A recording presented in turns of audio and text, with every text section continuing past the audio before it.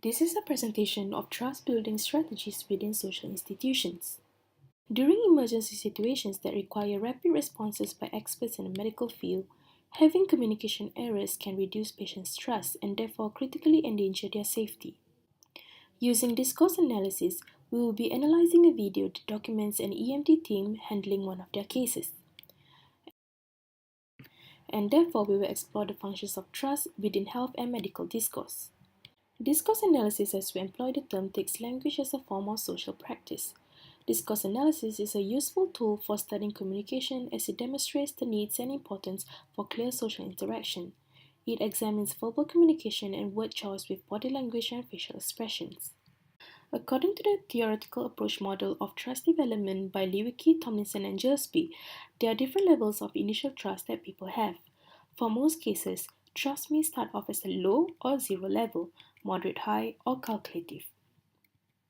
The initial level of trust is defined and measured by many factors such as knowledge of the other, degree of shared values, type of interaction, and cooperative behavior. In this case of an EMT patient discourse, patients are likely to have what the model calls the unidimensional trust, whereby trust begins at a moderate high initial level. Being in a vulnerable state, patients often have no choice but to trust someone else to help them. Whether the patient's level of trust increases or decreases will then be influenced by factors such as trustee qualities, relationship history, type, and more importantly, communication processes. First of all, by studying the paralinguistic features of this interaction, we can understand how nonverbal communication plays an important part when it comes to building trust. Here you can see the EMT bending down to the patient's level and maintaining eye contact. This positive body language illustrates interest, empathy, and care, which is important to building a trusting relationship. When studying trust building strategies, it is also important to analyze the spoken interaction. One of the analytical tools is the study of pragmatics, whereby we discuss the relationship between language and context and therefore be able to understand the reasons people choose to perform the speech act in a particular way. From this interaction, we can see that the EMT is asking direct questions regarding the patient's health history in order to correctly assess the situation. She also pointed out the kind people around to create a sense of security and safety for the patient, therefore making her more comfortable.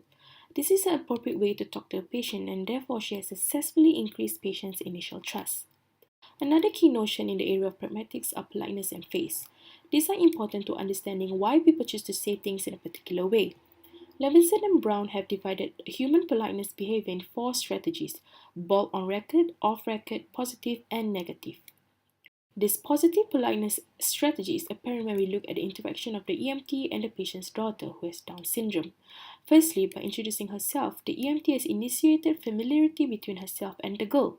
Next, by asking permission to sit beside, she has communicated understanding of personal space. Lastly, by asking her what's wrong, she has expressed sympathy and care for her feelings. With these interactions, the EMT has successfully built up closeness and rapport with the girl, while at the same time trying to avoid being a threat to her social distance. Therefore, this positive politeness strategy is an effective way to build trust between EMT and patient. During an EMT patient interaction, it is also crucial that the EMT can recognize patients to have a different knowledge schema compared to them. An individual's knowledge schema strongly depends on their prior knowledge and life experiences and involves how they perceive all different aspects of the world. EMTs have a wide range of medical knowledge and terminology whereby patients do not. This is where it becomes important that EMT uses plain English in order to help the patients understand what is going on. In this interaction, the EMT has successfully built trust with a patient by speaking the same language.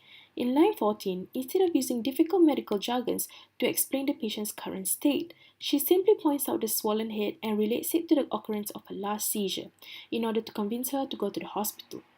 By doing this, the EMT has demonstrated she acknowledges that her patients had a different knowledge schema, hence this resulted the patient to understand the severity of her condition and therefore agreed to go to the hospital. In conclusion, building trust and having proper interaction is important, especially in social institutions such as medical and law enforcement, where people's lives and safety are at stake. If an EMT fails to gain a patient's trust, they may potentially refuse help from the subsequent medical services or disregard any medical advice given to them. This can lead to health problems for the patients and legal ramifications for the EMT. Therefore, it is essential that they put forth the right trust building strategies from the start in order for the patient to trust the next step of their medical treatment processes.